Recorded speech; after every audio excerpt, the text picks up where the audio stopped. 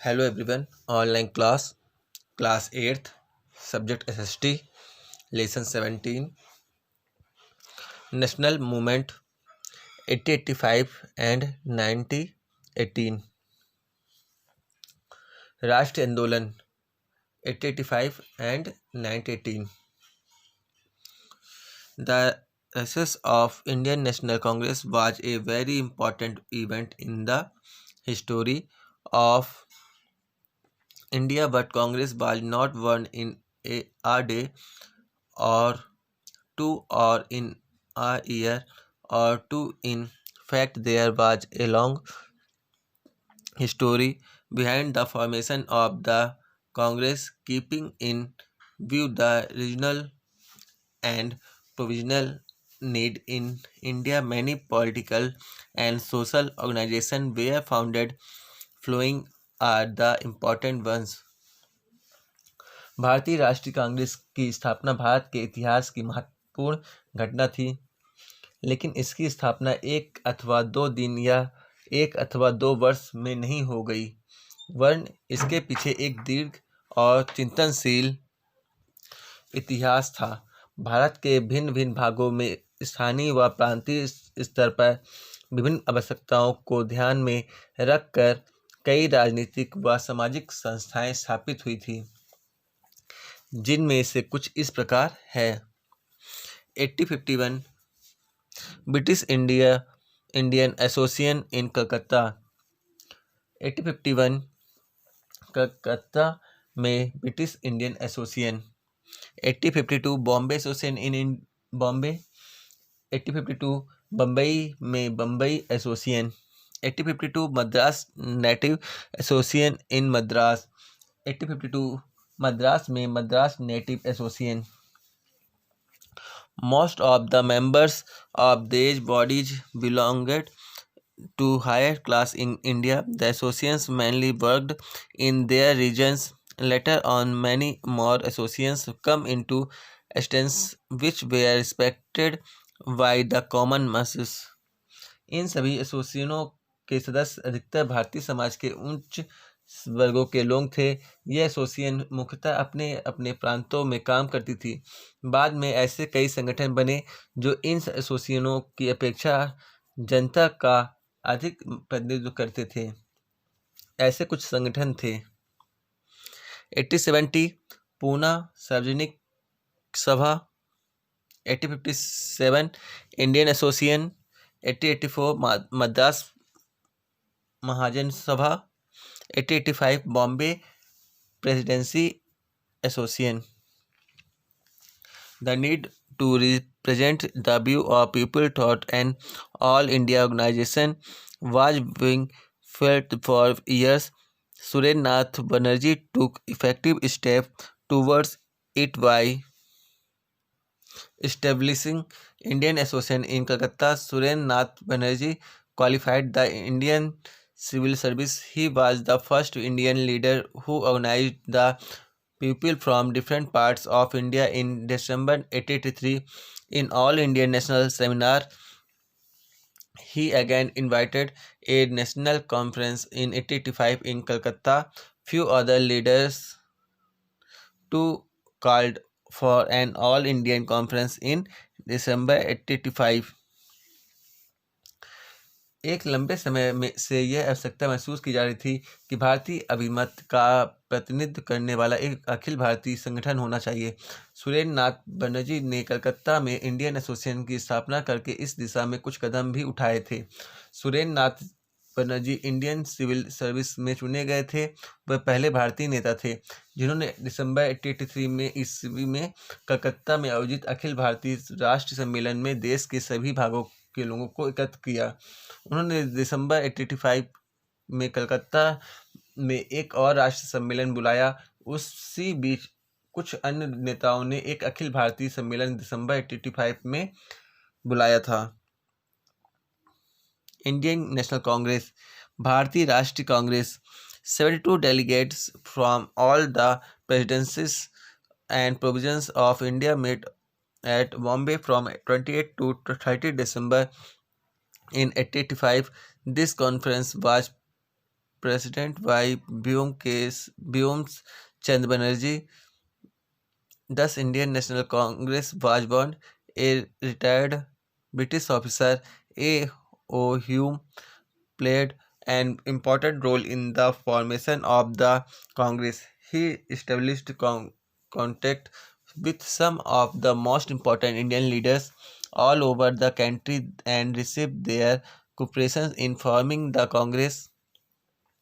They participated in the first sessions held at the Gokul Das Tajpal Sanskriti College in Bombay under the leadership of V.C. Banerjee. The first session of Congress drew regional representatives from India. The issues that were discussed in the first session of Congresses were not related to religions, caste, language, and religion, but of all the Indians. देश के सभी प्रांतों में आए 72 प्रतिनिधियों का बम्बई में 1885 ईस्वी में 28 से 30 दिसंबर तक एक सम्मेलन हुआ। इस सम्मेलन में भारतीय कांग्रेस राष्ट्रीय कांग्रेस की स्थापना हुई। सम्मेलन की अध्यक्षता ब्योमकेश बनर्जी ने की। कांग्रेस की स्थापना में एक अवकाश प्राप्त ब्रिटिश अफसर ए ओ ह्यूम ने महत्वपूर्ण भूमिका निभाई। उन्होंने देश भर के प्रसिद्ध नेताओं के संपर्क स्थापित कर उनका सहयोग प्राप्त किया। बम्बई के गोकुल दास तेजपाल संस्कृत कॉलेज में आयोजित कांग्रेस की प्रथम अधिवेशन में अनेक महत्वपूर्ण नेता सम्मिलित हुए। अधिवेशन में जिन समस्याओं का विचार विमर्श हुआ उनका संबंध धर्म, जाति, भाषा और क्षेत्र के भेदभाव से अलग सभी भारतीयों से था। Moderate Congress and it's working 1885 and 1905.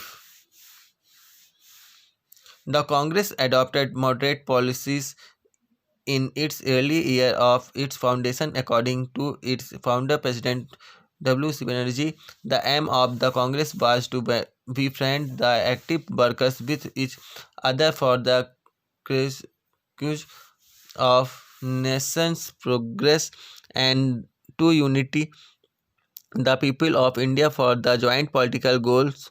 The initial demands of the Congress were अपनी स्थापना के आरंभिक वर्षों में कांग्रेस ने नरम नीतियां अपनाई। इस प्रथम अध्यक्ष W.C. बनर्जी के अनुसार कांग्रेस का उद्देश्य राष्ट्रीय प्रगति के लिए सक्रिय कार्यकर्ताओं को आपस में परिचित कराना और भारत की जनता को साझे राजनीतिक उद्देश्यों के लिए एकजुट करना था।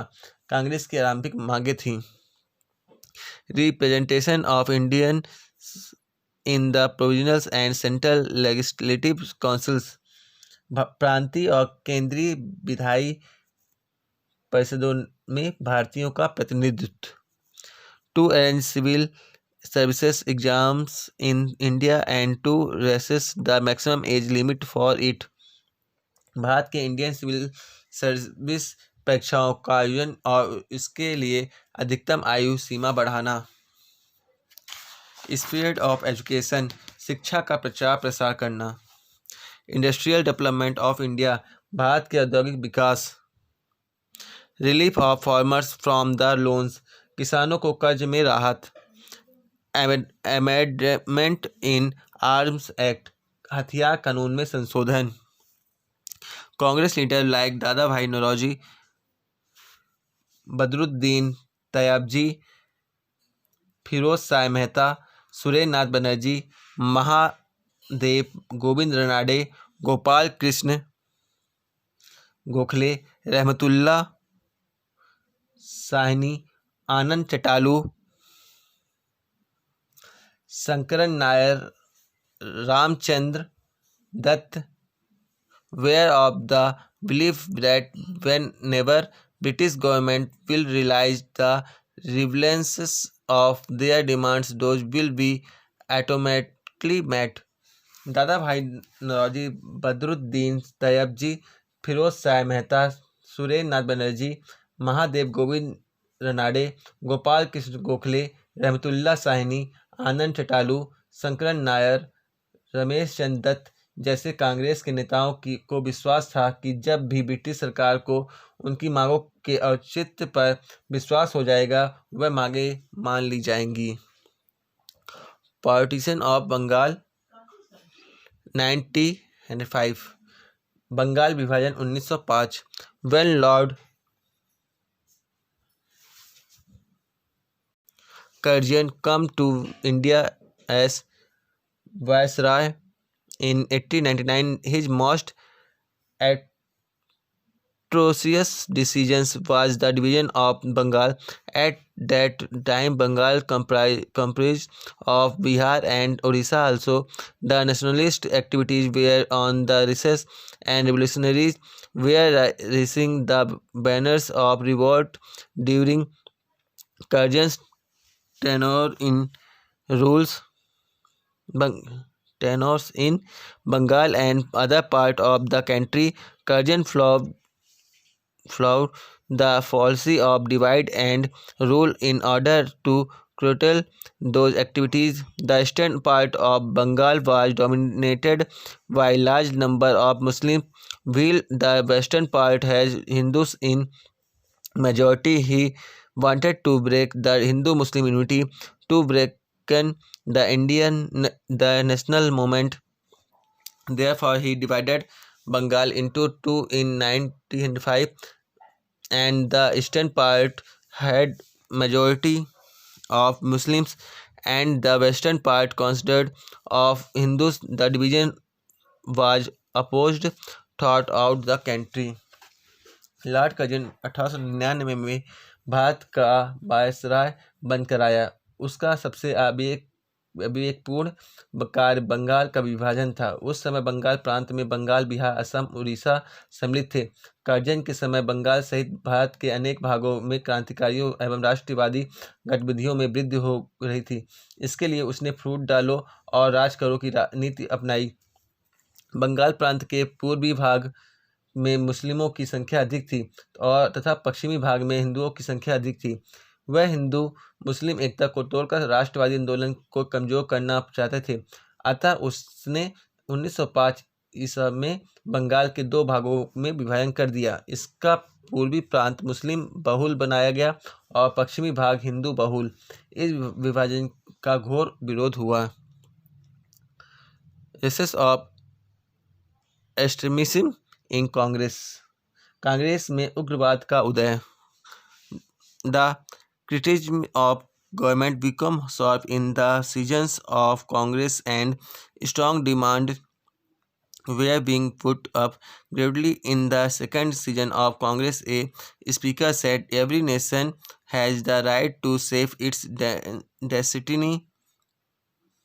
But are we being ruled by ourselves? No, are we not living in an unnatural conditions?" When such ideas grew in the Congress, British government began to oppose the organization. A new trend of extremes developed in the Congress in the early year of the 20th century. This new trend suited the tradition of putting up a request before the government. Bal Gangadhar Tilak, Lala Lajpat Rai, and Bipin Chandra Pal were the propagators of this new ideology. The trio sang the tune of past glory of country to instill the sense of confidence and national pride among the people. They said that mere demands for changes in administration were not enough. The objective of Indian people should be to achieve Swaraj. Tilak coined famous slogan, "Swaraj is my birthright and I must have it." This could be achieved only by working among the masses and by participation of the masses in political affairs. Tilak's newspaper Kesari became the mouthpieces of the new group of nationalities. These nationalities utilized the popular festivals like Ganpati and Shivaji to spread political awakening among the people.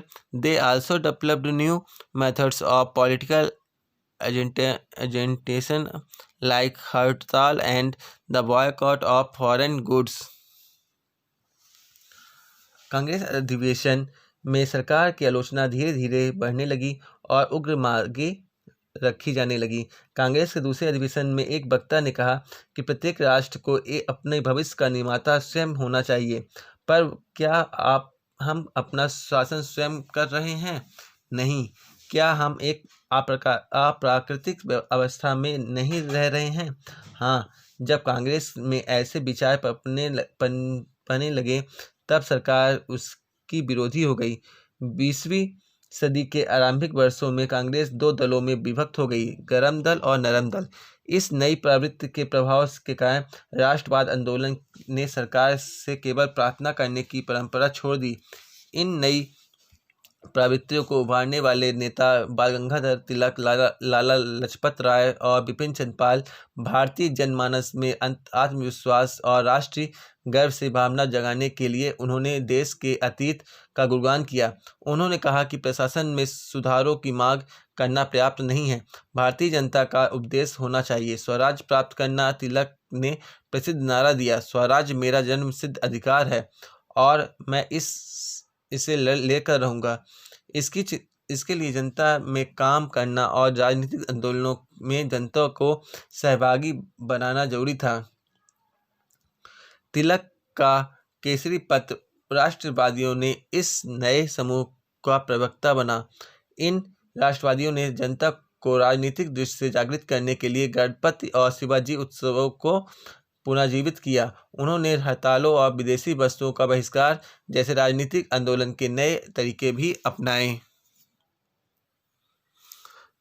The Congress during the first 20 years of its existence had helped to unite the people for common national aims. Later on, this unity was further strengthened and the aims become more clear. From a movement in which only a small section of the society were active in the beginning, it became a movement in which millions of Indians participated with the aim of attacking freedom. Congress ने अपना आरंभ के 20 वर्षों में व्यापक राष्ट्रीय उपदेश के लिए लोगों को एकजुट करने का काम किया। बाद में वर्षों में यह एकता अधिक मजबूत हुई और उपदेश अधिक स्पष्ट हो गया। आरंभ में जिस आंदोलन में समाज के केवल छोटे वर्ग सक्रिय थे, वह लाखों लोगों का एक ऐसा आंदोलन बन गया जिसका लक्ष्य था स्वतंत्रता प्राप्त करना। Thank you.